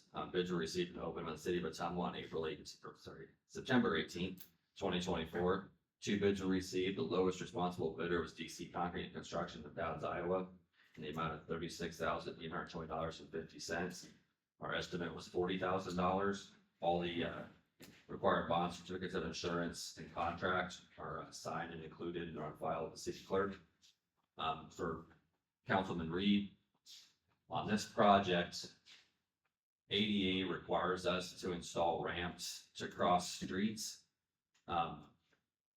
The painted crosswalk and stamped crosswalks are not required by ADA, but at Davis and Ransom, there's already stamped crosswalks across the side streets, so we include those in this project across Church Street just to match the existing neighborhood.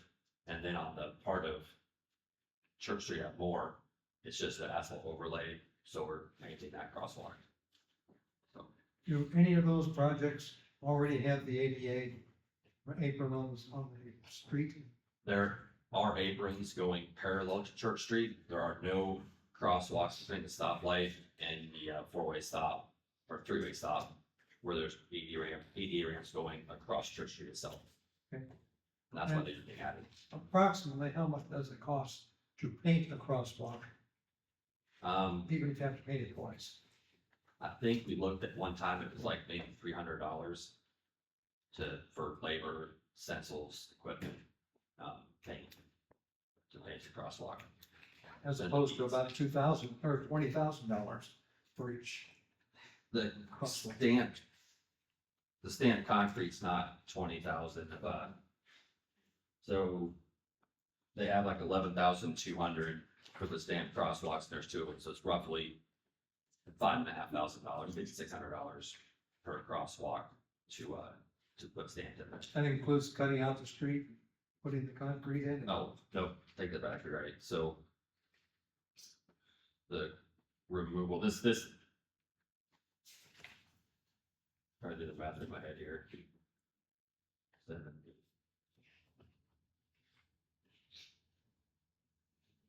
So 13 times 70, another $1,000 maybe to remove the concrete. So say $6,000 each. Okay. I told you before the meeting, I wouldn't support this issue, Yeah. so I'm not gonna change my mind, but Okay. the rest of the council can do what they want. Council, any other questions for Philip regarding this item? So it's been talked about before, has this previously been approved to do? The plans and specs were approved, but this is to award the contract. And there have been several meetings with the Church Street Business District in the city and Greater Temple Partners of Progress. This was one of the things that was talked about, was improving accessibility and walkability in the area, and having not just the ADA crosswalks, but also having the appearance and the matching the rest of the district in there. So that was one of the reasons we're looking at these with the stamped concrete, and that aspect of quality of life issues. And then the business owners are very concerned on Church Street about speed and about safety for pedestrians too. And the painted crosswalk is just as visible, not more visible than a stamped one, but the stamped one kind of gives you an audible reminder that there's a crosswalk there too. And again, it was matched the rest of the neighborhood too, as far as there's a stamped piece of concrete between the sidewalk and the street. There's also stamped crosswalks across Branson and Davis, so that's why these were included on those particular streets. And obviously the businesses in that area must have been pretty, I mean, they must have thought this was a good idea. Yeah, I wish they were here, but we had a meeting a month or two ago with them. They reiterated their desire to see some improvements to the Church Street Business District. Any other questions, comments from council? My final comment, Mr. Bergemeyer, is I would not pay 36,000 taxpayer dollars to put in an impression walk or a painted walk. They're both very visible. Thank you. If there's no other comments, Chris will take the roll. Councilmember Hoffman, Yes. Councilmember Cavanagh, No, Councilmember Reed, Yes, Councilmember Galloway. Yes,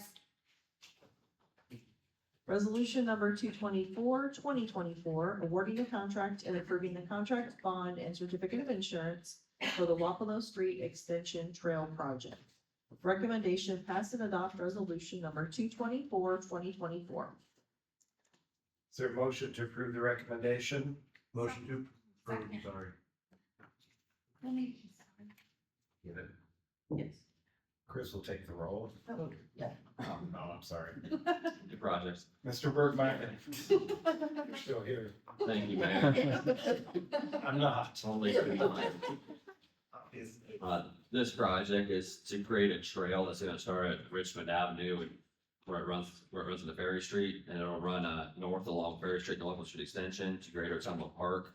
The existing walk along West Scooters Copy will be widened from 4 feet to 8 feet wide. And from Scooters Copy north, there'll be a new 10-foot wide trail. It's gonna be approximately 960 feet long. Plans for the project are posted on the city's website. They're submitted to Master Builders of Iowa for publication. And they're also available for pickup at the engineering office. Bids were received and opened by the city of Ottumwa on September 18th. 3 bids were received. The lowest responsible bidder was TK Concrete of Pella, Iowa, in the amount of $84,299. All the bond certificates of insurance and signed contracts are on file with the city clerk. All the funding for this is well below estimate too. So our estimate was 107,000, so it came in roughly 20,000 below estimate. And all the funding is through grants that the Trail Council received from Legacy and from REIT. So no money out of pocket for the city, other than inspection. Does council have any comments or questions for Philip regarding this item? I think this is a good project. Finishes up a walkway that needs to be done. Yeah.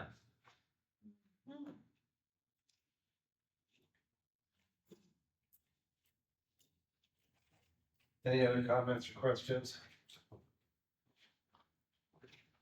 If not, Chris will take the roll now.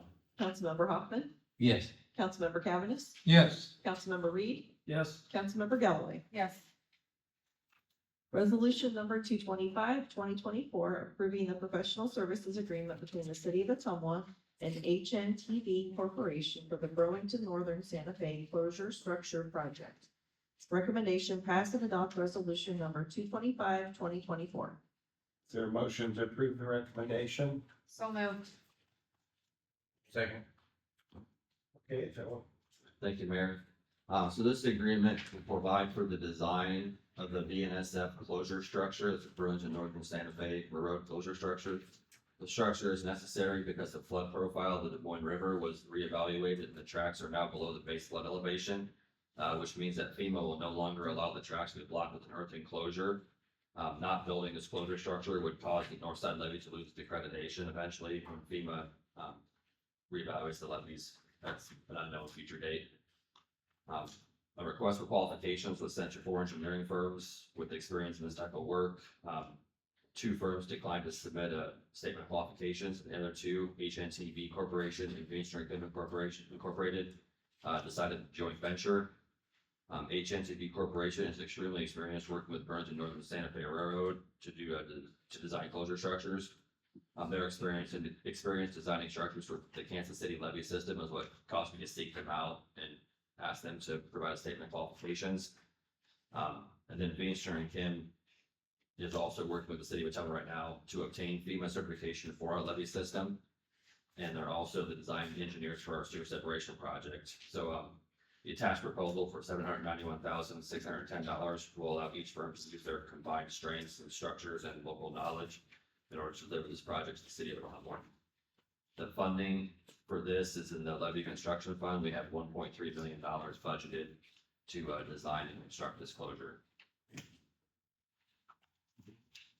So if this is approved today, then, because this is in works, if, and let's say FEMA came next week, we would still be, we could still keep our accreditation because of this in the. Yeah, we would have a little more notice than that because they'd have to budget to come to Ottumwa and reevaluate our levies. They have not done that yet.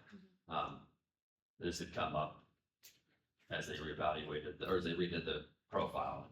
We've been working with them for a number of years to get our levies accredited. The south side got accredited earlier this year. This is one of the projects, that the last project we have to get the downtown levee accredited is this to address this closure across railroad tracks. And for those of you who don't know where it's at, if you go to the end of Gateway Drive and go over the tracks there, look off to your right, you'll see the levee kind of curves to the north and then it hits the railroad tracks and it's not there anymore. So that's the gap we need to close out.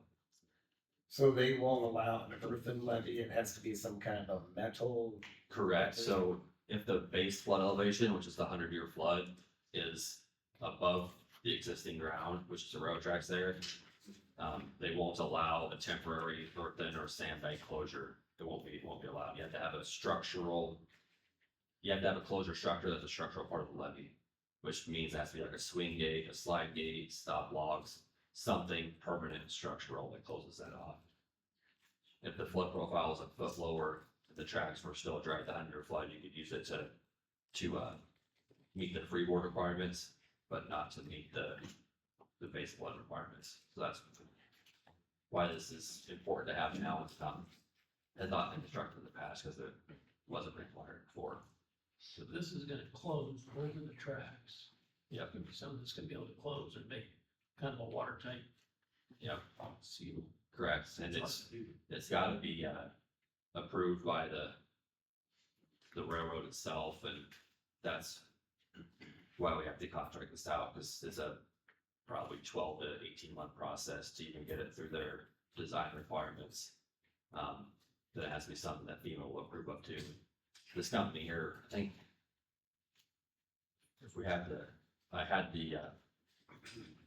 their proposal included on here, but I think they did 15 of these for the Kansas City levies. You know, they did a lot of them for Kansas City. When I talked to the railroad about, you know, how many they do of these, they said almost none. They said, but we just did about 12 of them in Kansas City, and they gave me the name of this company that did it there. They said they did a good job. There is one closure in Des Moines at a bridge, when it actually drops down, it's level. And then if there's high water, they bring it up on both sides of the bridge to protect the, I don't know if you're thinking about that. I have no idea what that costs, but that whatever type of medium it takes to meet the requirement, I guess we don't have much choice. Right. That sounds expensive, so I don't think we're gonna do something like that, but, we think stop logs are probably the most cost effective. I mean, this thing will get erected, you know, 93, I think, and maybe 2010, so maybe once every 10 years we'll have to put it up, so it's not gonna be something that has to be closed every time the river gets high. You know, cause when it is erected, it'll completely shut off Wellington Northern, so they will, you know, it's gonna be very, very used. But it's gotta be there. This is by where the railroad tracks go across West Second Street. Yeah, just south of there, or just towards the river, It's actually at the end of Gateway Drive. pretty close, between Gateway Drive and Second Street, Yeah. right in that area.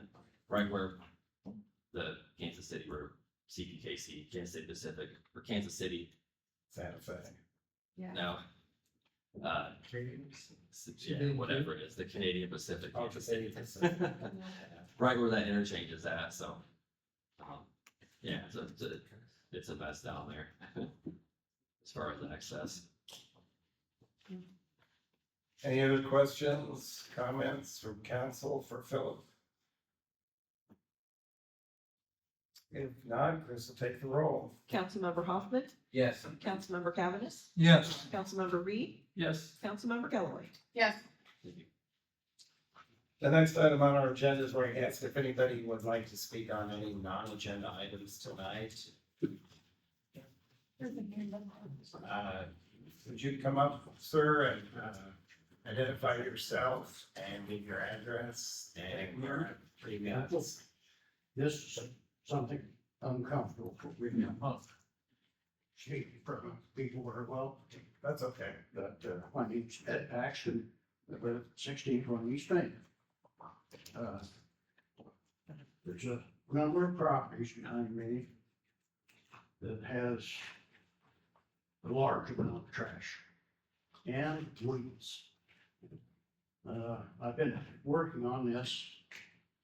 I've been going to the city hall and talking to the secretary, and she's been passing this on supposedly to the head of nuisance, which was Right there. which is Zach, Yeah.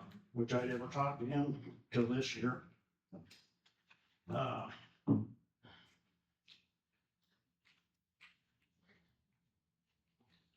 The properties are on East Main. I live at 1620 East Main. And these properties, 1608 is one of them. Then, there's several on, Maple behind me. You want me to name them all?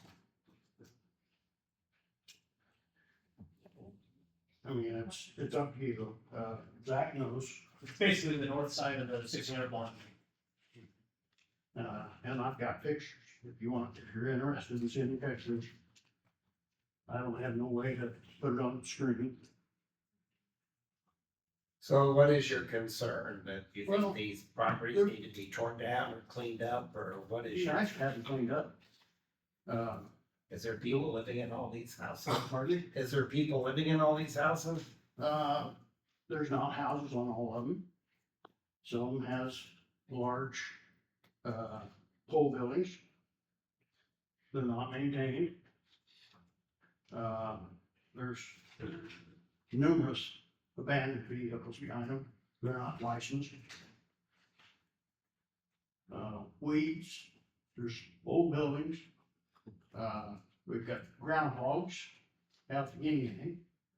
I've killed in the last 3 years, probably 8 or 10. My neighbor just killed probably 6. And I've had a problem with them getting in my yard. They've got underneath my patio and burrowed underneath a brick patio, and it caved in. And I finally have put enough stuff around. I think I've, different materials and chemicals around to deter them as much as I could. They don't always work. The junk sits around when it rains, collects water, which is a mosquito hazard. Which, if you want to go outside and enjoy yourself, you can. When you're swatting mosquitoes. Zach, has anybody looked at these properties? Yeah, and if you want to finish, we'll talk about where we are as well, but we're familiar. Now, there has been in the last week or two, some progress made, and I suspect it's because by my mistake, I mentioned to Zach, I was coming to the council meeting. So something was done. I think you guys probably know who this guy is. He don't own the ground. The ground is in his daughter's name. But he does a lot of work for the city. A lot of work, demolishing houses. So every time you award him a house to tear down, it allows him to buy more junk and more junk and more junk. And he brings it and puts it on these properties. And some of the properties aren't his daughter's. So how is this allowed to happen? Who's the gentleman? Pardon? Who's the gentleman that you're talking about? Danny Larson. And if you guys award him any of the demolitions that was brought up today, it's a mistake. Big mistake. This is gonna allow him to buy more junk to put behind our houses. So he owns the majority of this property that you want cleaned up? Well, he may own it, but it's in his daughter's name. Okay. So, I don't know how to go about that, but, I mean, he can do what he wants, I guess. So who do you go after? You go after his daughter, or you go after him? How long has it been a nuisance for you, sir? Pardon me? How long has it been a nuisance for you? For me? How long? Since he bought the place, approximately probably 10 years. Oh, okay. I've avoided saying anything. And if you guys wanna look at this, you're welcome to. We have all the photos in our file, I have a consent ones, we have a lot of photos. I'll look at the ones that hit this file, but I promise I'll look at them. I've had pictures taken by, drone early this spring. And I wasn't capable of having that done right now, but he's only added more stuff. And, one item, I talked to him several years ago, on whether you can see this or not. The trailer? You got any idea what it is? Is it a trailer? I can't. This is swimming pool. You want me to bring it? You wanna come get it? I'll pass it around. It's a large swimming. So I found it quite. What is it? A large swimming pool.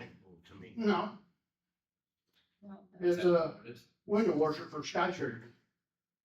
Wow. How many skyscrapers we have in town? But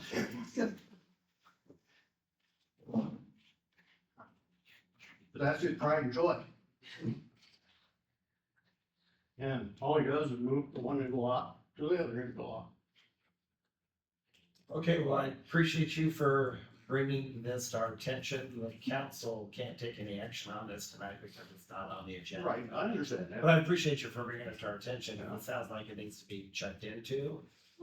And I believe, Mr. Simonson's gonna maybe give a brief update on what's been going on, with his department and all these properties, so. My neighbor's got pictures, he's here tonight, of his deck. That's shown over there, and he's wanting to do work on his fence, and he can't. Cause there's stuff stacked up against his fence, so he can't even get to it, to do work on his fence. So I don't know if there's any regulations on that or not.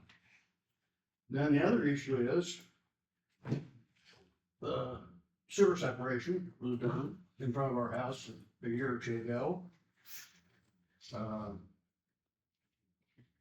After the pavement was done, they were supposed to backfill the green space between the streets and the sidewalk.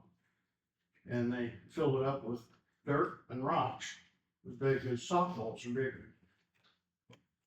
And left.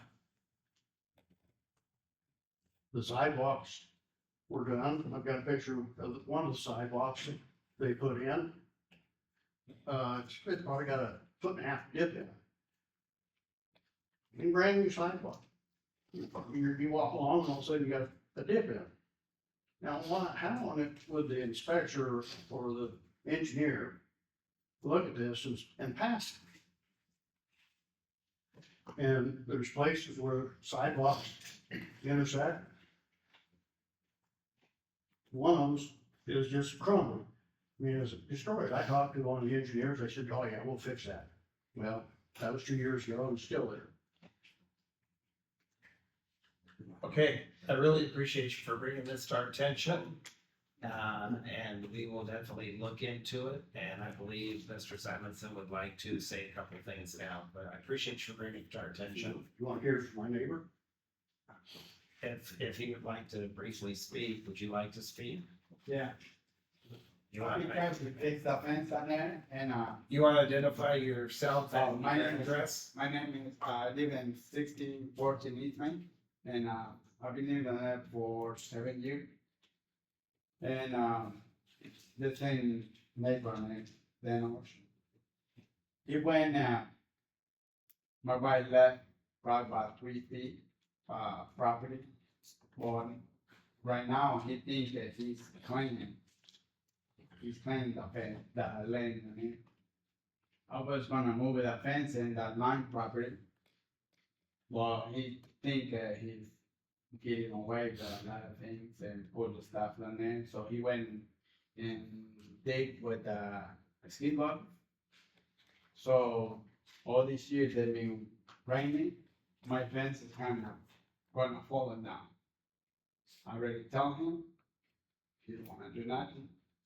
He just tell me, okay, I'll move it this, tomorrow. Oh, I don't have a time, but I'll move it next day. Nothing get it done.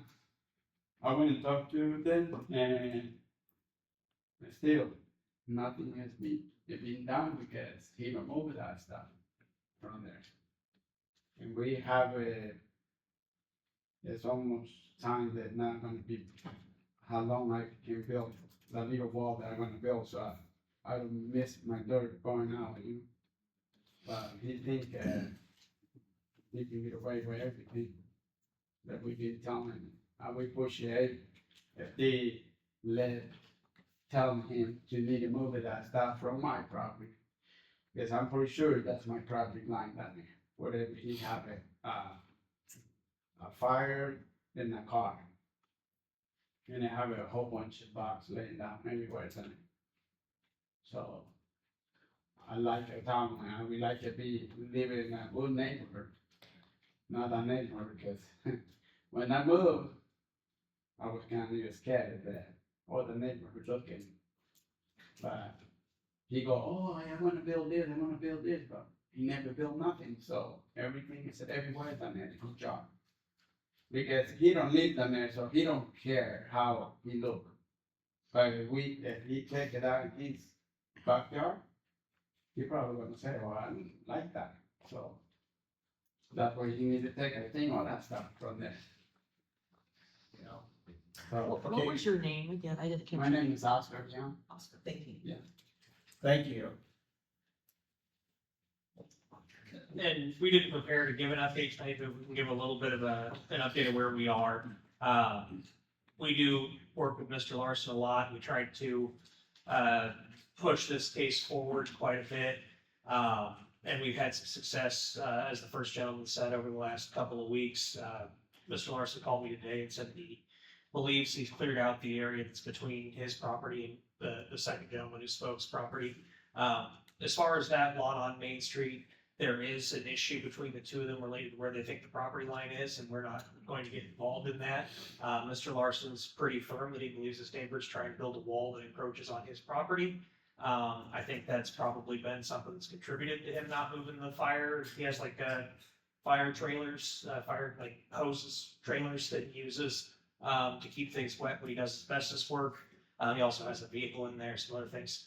He told me today that he did remove all those items at our request. I hope that's true. We're going to continue to push on that. We're also going to push on getting the lots on Maple cleaned up. One thing to keep in mind for the lots on Maple is that area is zoned industrial, and he intends to do industrial related activity there. But I've also made it clear to him that we wouldn't permit, even at JBS or John Deere, parking heavy equipment in grass and mud. We wouldn't permit tall grass. And so we're going to be diligent about getting those issues resolved as well. It has been really frustrating. The case is still open. But we, we're dealing with stuff that we aren't equipped to tow out of there or things like that. We can't, we don't have anybody to bring in and tow heavy equipment if we wanted to. So we're trying to escalate as we can and keep the case slow being resolved. And we're optimistic we're going to get there. I think that he's been making progress, and if that slows down at all, then we have tools at our disposal. We can look at citations, we can look at other things. So, but we are happy to keep an update on that. Has he been given a time frame? As soon as possible. Very, very, very quick. Right, and, I want to make it clear, I do appreciate those two gentlemen coming up, so when will the next follow-up be? Because they obviously care about their neighborhood, and they want it to be clean, and I appreciate that, and I know it was uncomfortable for you, sir, so I appreciate you standing up. So what's our plan to follow up to make sure this is getting done? Yeah, I don't think there's been a day in the last 10 days that someone in the office hasn't either called or been called by Mr. Larson to say what's getting done on this day, what's getting done the next day. And we're gonna set a very aggressive. Well, yeah, and I'm just concerned because he's told you he's moved some stuff. Has somebody went and seen that he's moved? I talked to him about 3 o'clock this afternoon. I haven't been out there yet personally. I don't know if anybody on the staff was out there personally today, but we are gonna verify. So there will be staff go out the next day or so. Yeah. We've had him call and say he's mowed grass, cut weeds, and we went out and verified that.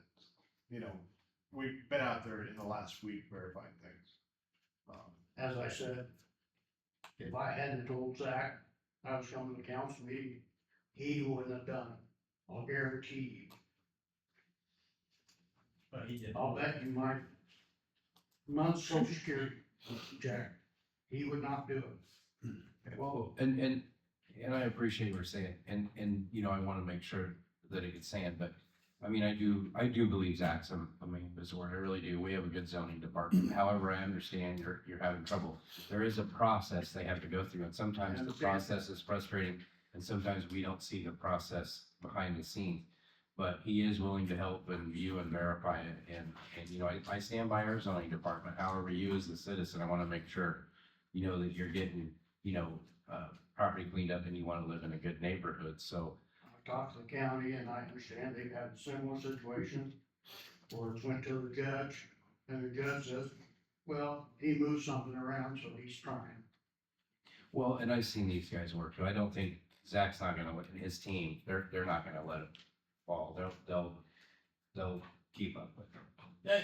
And that is absolutely one of the things that is the most difficult is somebody who makes progress, but very slow progress is the hardest case to work because we don't have a good case when we go to try to say, yes, he's making progress, he's just not making progress fast enough for us. It's a lot harder case to win. And so we do struggle with those cases, and then we're going to try to be as diligent as we can. And, it's not on our part. It's not about trying to let things wait until they get escalated to this level or anything like that. It's just, he got to the point where he was so exasperated that he wanted to come to the meeting. We also have gotten to the point where we're very exasperated with this case, and those things line up because we both are are out there a lot, and we're also working this a lot. So I do really appreciate the. So it comes down to it, you guys are both on the same side, the same goal, you want the same thing. For sure.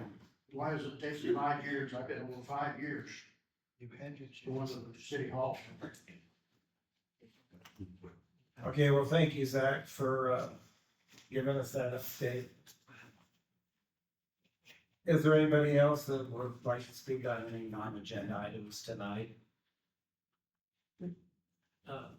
Mayor Johnson, the only thing I have to mention, I don't know if it's the right time, is I just had a citizen ask about the streets, for the parade route.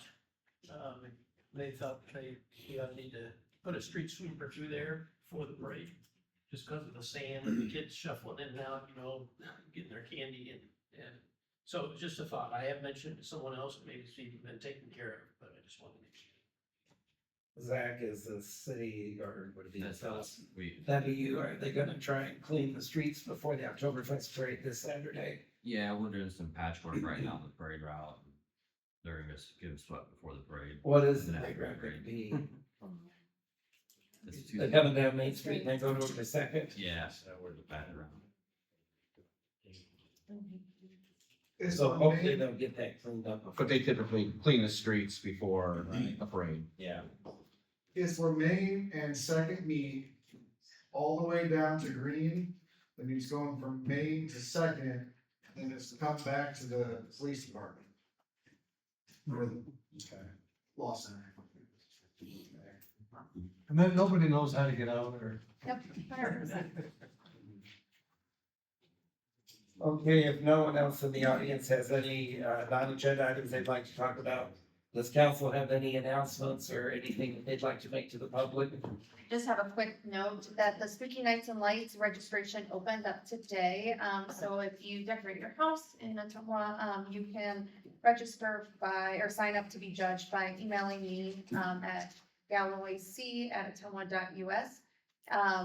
And then that will accept, houses the 1st through the 15th, and then the judging will be October 28th through the 31st. And that is on Facebook, and I think Travis sent out It's gotten a news release on your Facebook. news release, and thank you. So are the entrance supposed to present a picture, or is someone gonna go out and look at what? So they sign their house up, and then we post the houses that are registered so that the community can go out and look and enjoy and have fun. And then the judges will go out and have a score sheet and actually see the houses Okay. in person. Yeah. And maybe Travis would be really cool and post them on Facebook too for everyone to see. So. Any other announcements by council that they'd like to make? About anything? If not, I'd entertain a motion to adjourn the city council meeting. Hello. Second. Chris will take the roll. Councilmember Hoffman, Yes. Councilmember Cavanagh, Yes. Councilmember Reed, Yes. Councilmember Galloway. Yeah. We are adjourned. Thank you, everybody, for coming tonight and have safe travels going home.